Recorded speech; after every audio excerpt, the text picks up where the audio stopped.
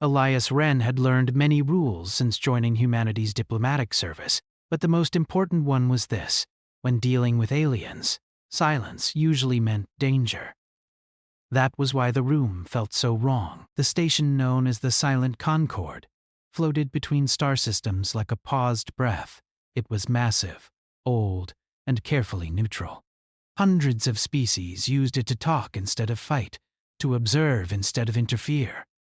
The Concord had rules layered over rules, traditions stacked on top of older traditions, and one common truth: humans were still new here.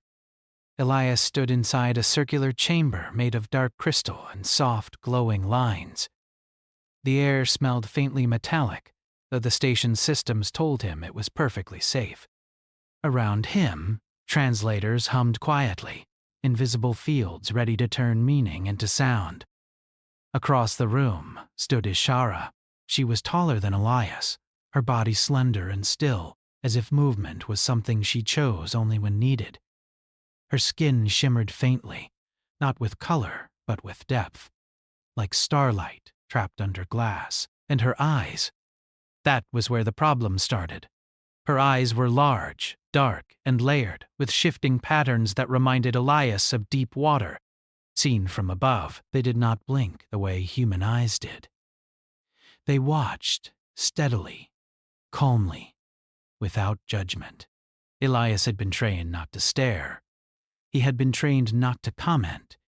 He had been trained to keep every word measured and safe. But humans were bad at silence. "So," Elias said, his voice sounding too loud in the chamber, "this exchange is meant to help us understand each other better." Ishara inclined her head slightly. The translators indicated acknowledgement, not agreement. "That was normal," Elias continued, following his prepared notes. He spoke about human curiosity, about peaceful intent, about shared learning. Ishara listened without interruption, her posture unchanged. The Concord observers, other species, half seen behind energy screens, watched closely. Humans were always watched closely. When Elias finished, there was a pause. He waited for Ishara to respond. Seconds passed, the silence stretched. Elias felt the familiar pressure of discomfort crawl up his spine. Humans filled silence. It was almost a reflex. Before he could stop himself, before training or reason could intervene, the words escaped him. "Your eyes are beautiful." The translators hesitated. The chamber froze. The soft hum of systems seemed to dim. Observers stiffened. One of the monitoring lights shifted from neutral blue to warning amber. Ishara did not move. She did not speak.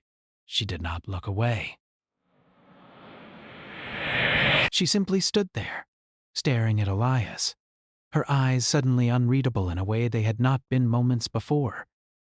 Elias felt his heart drop. He had broken a rule. He just did not know which one. He started, then stopped. Every instinct screamed to explain, to apologize, to say something, anything. But the silence deepened. The translators displayed no output, no emotional markers, no cultural signals, just a blank field where meaning should have been. Around the chamber, other species shifted. Elias could sense their reactions even without understanding them fully. Curiosity turning sharp. Interest shading into concern. This was how incidents started. This was how misunderstandings became records, and records became warnings. Ishara's stillness was no longer calm. It was absolute. After what felt like minutes but was likely only seconds, a soft chime sounded. The Concord's neutral systems intervened. "The exchange is paused," the station announced in its careful, emotionless voice. "Participants will withdraw." Energy fields rose gently between Elias and Ishara. Not barriers, separations. Polite, controlled, unavoidable. Elias was guided out of the chamber by invisible forces. He did not resist. He barely breathed. As he was led away, he looked back once. Ishara was still standing exactly where she had been, watching. Elias spent the next hour in a quiet room designed for human comfort. The lighting was soft, the temperature was perfect. A chair molded itself to his shape. None of it helped. He replayed the moment again and again. The words, the silence, the look in her eyes. Beautiful was harmless. Humans said it all the time. It was appreciation, not claim, observation, not demand. But humans were not the standard here. A human liaison appeared on the room's display, her expression controlled but tight. "Elias," she said. "What did you say?" He swallowed. I complimented her eyes. There was a pause. "Explain. I wasn't thinking," he admitted. "It just slipped out. Another pause. Longer this time. "You do understand," she said carefully, "that many species consider physical commentary invasive." "Yes," Elias said, "I do. That's why this makes no sense. If it were offense, we would have seen a response, anger, withdrawal, something. But instead?" she asked. "Nothing," Elias said. "She just...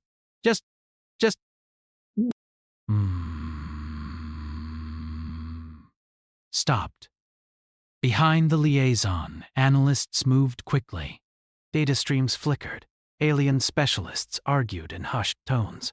"No threat signals detected," one of them said. "No distress markers either." "Then what does silence mean for the Valeth?" another asked. No one answered. Across the station, in a chamber shielded from observation, Ishara remained alone. Her species did not panic easily. Panic required uncertainty, and Valeth were trained from birth to exist within known structures. This was not panic.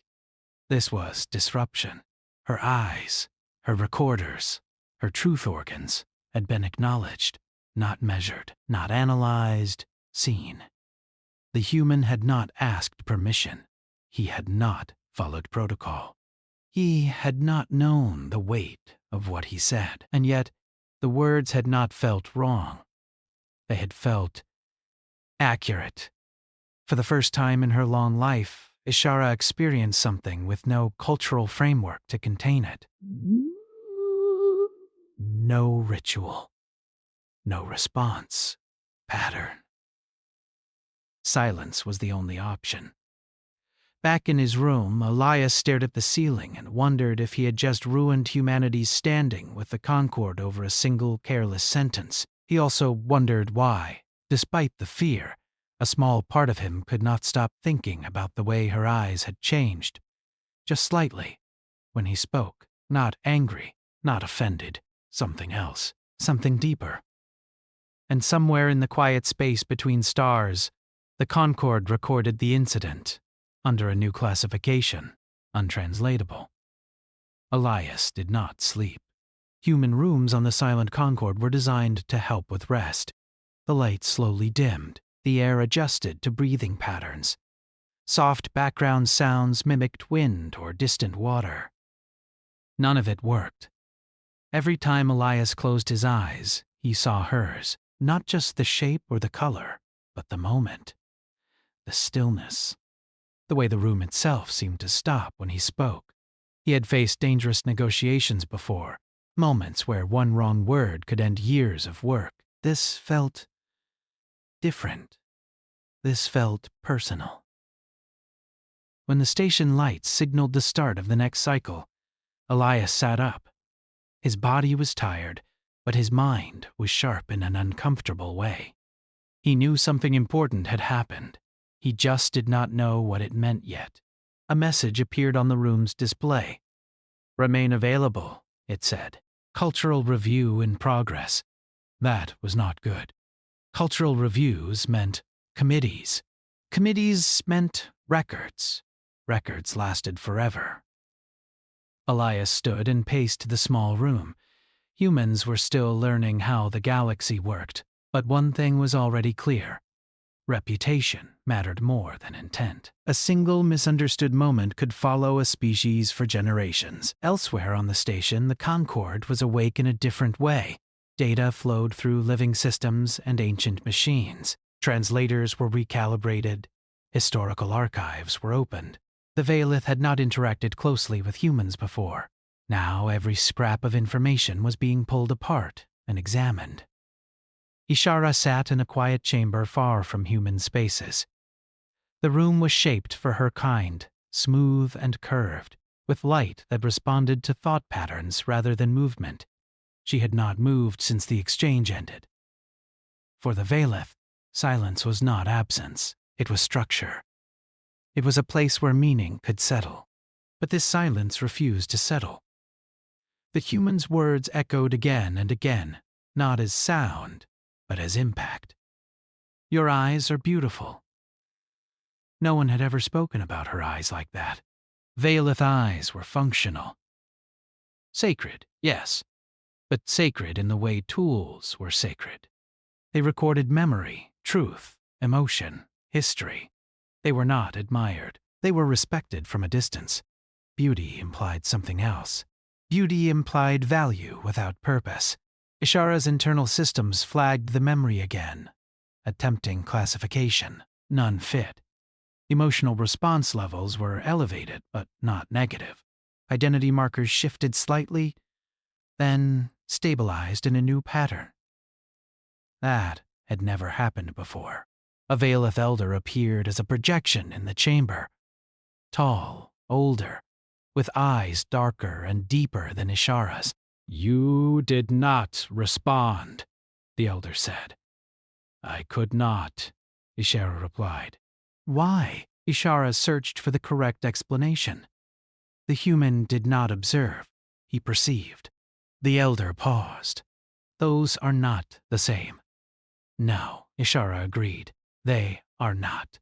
Back in the human sector, Elias was finally summoned. He entered a neutral room filled with screens and quiet figures. Humans sat on one side. Other species watched from behind filtered fields. No one spoke at first. Elias Wren, a Concord mediator said at last, describe your intent. Elias took a breath. There was no intent beyond honesty. I noticed her eyes. I spoke. Without permission, someone added. Yes, Elias said. Without permission. Without cultural awareness, another voice said. Yes, Elias repeated. The mediator tilted its head, and yet no offense signal was recorded. That's what scares me, Elias said quietly. A ripple of attention passed through the room. Explain, the mediator said. In my experience, Elias continued, choosing his words carefully, silence usually means something went very wrong. But the silence felt different. Not closed, just deep. Several observers shifted. That description did not match known threat patterns. Do humans often speak without purpose? A non-human voice asked. Elias almost laughed, then stopped himself. Yes, he said. All the time. That seems inefficient, the voice replied. It is, Elias agreed. But it's also how we connect. The room grew quiet. Elsewhere, Ishara was also being questioned. Do you consider the human's words a violation? The elder asked. Ishara considered the question. No. Then why the silence? Because there is no response ritual for being seen incorrectly, she said. The elder's eyes narrowed slightly. Incorrectly? Yes, Ishara said. He saw something my people do not name. That answer was sent to the Concord. When the mediator read it aloud, the room reacted. Seen incorrectly, the mediator repeated. Clarify. Elias felt his chest tighten. I don't know what I did, he said, but I didn't mean to claim anything. That is noted, the mediator said. However, intent is secondary to impact. Data streams shifted, models adjusted.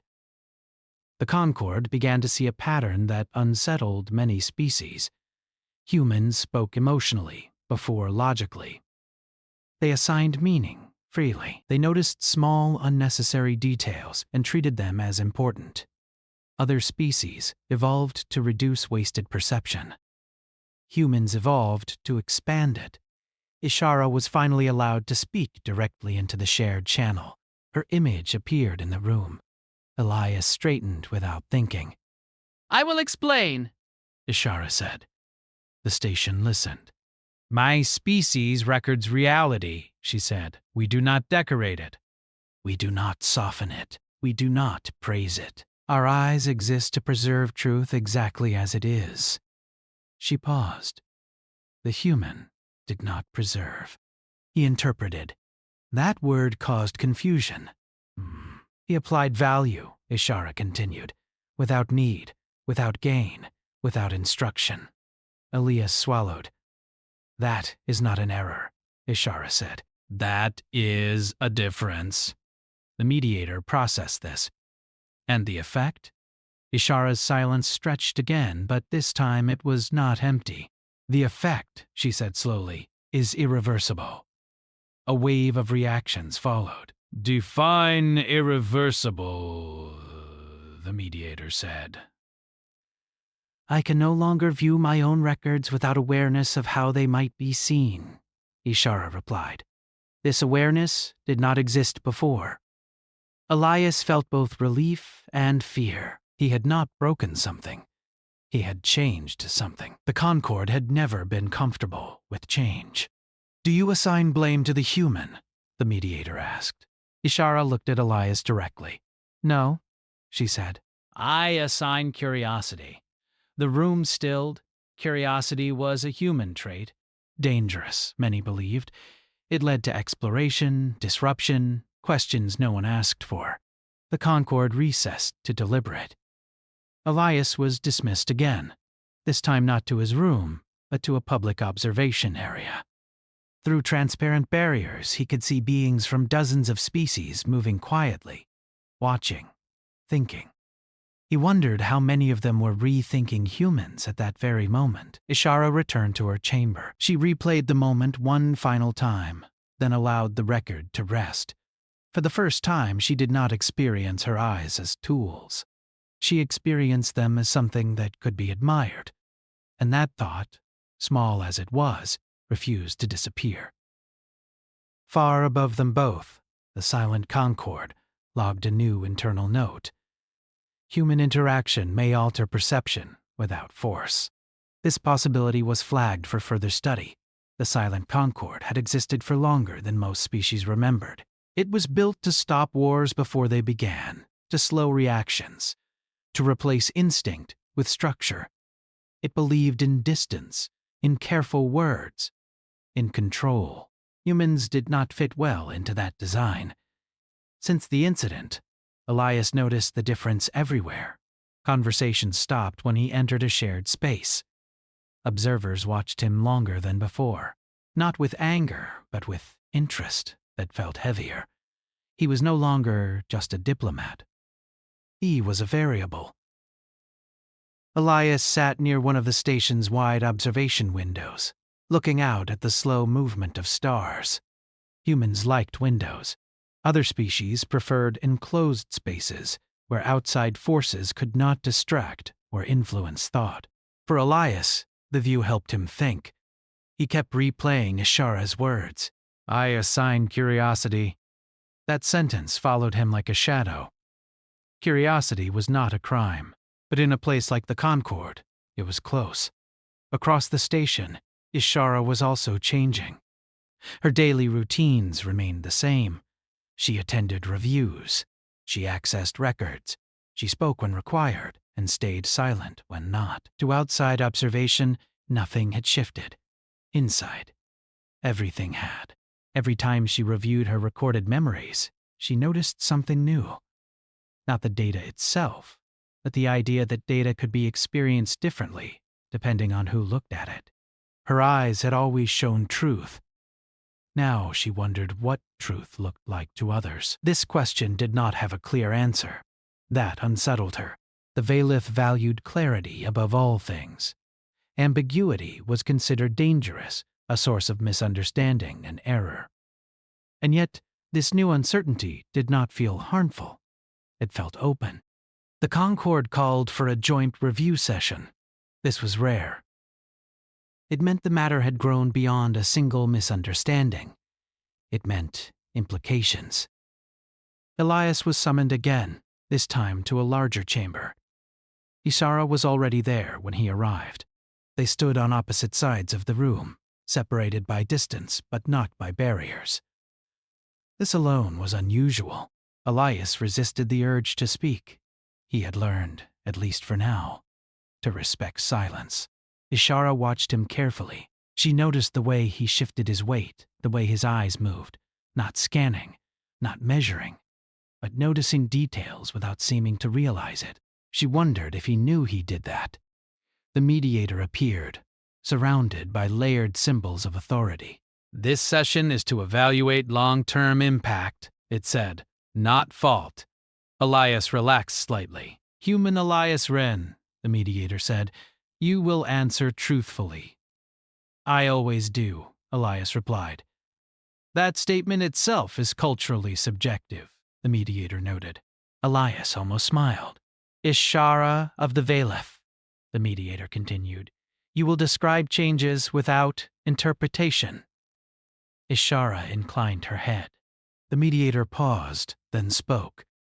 Since the exchange, Valith cognitive models have shown deviation. Explain. Ishara considered her response. I have begun to experience self-observation. The room reacted quietly. That concept was not universal. Clarify, the mediator said. I am aware of how I might be perceived, Ishara said. This awareness was not present before. Is this harmful? The mediator asked. No, Ishara replied. Is it beneficial? Another pause.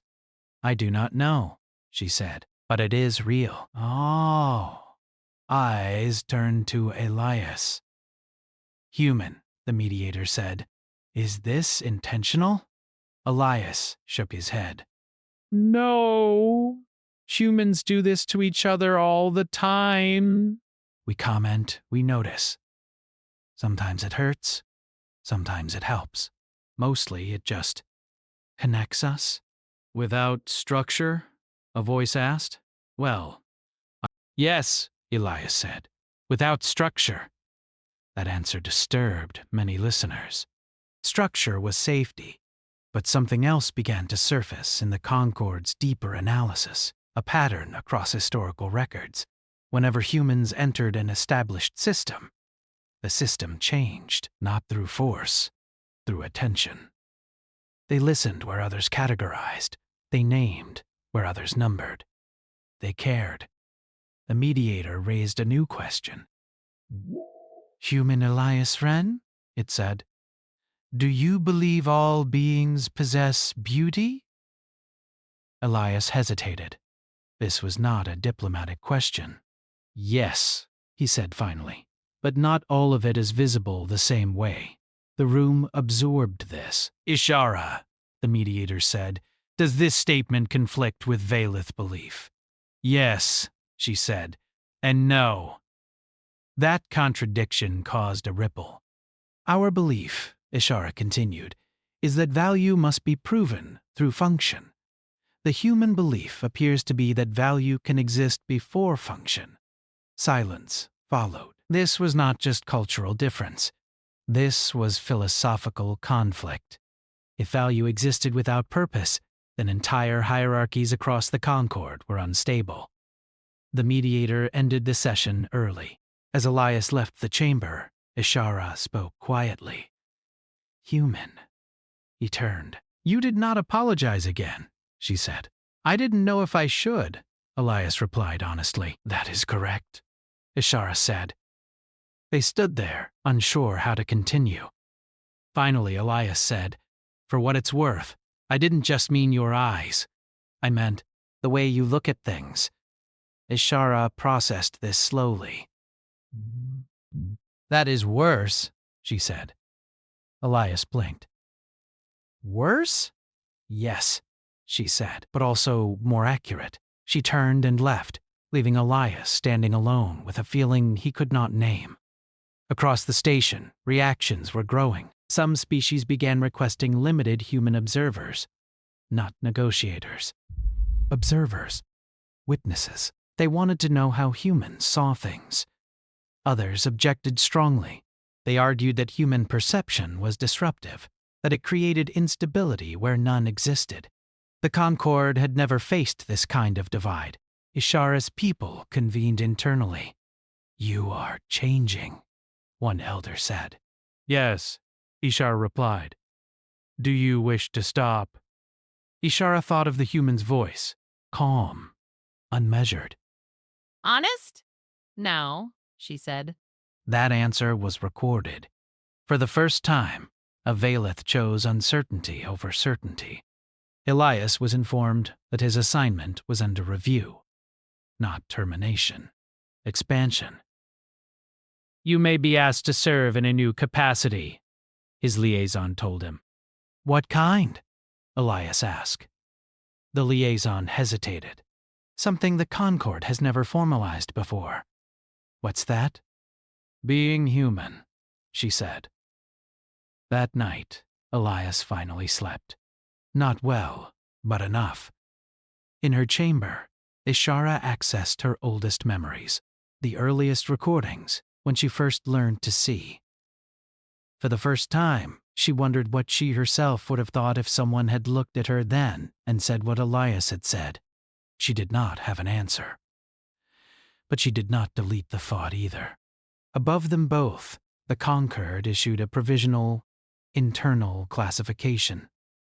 Humans may serve as perceptual catalysts. The file was marked both promising and dangerous. And for the first time in its long existence, the silent Concord felt uncertain about whether silence alone was enough.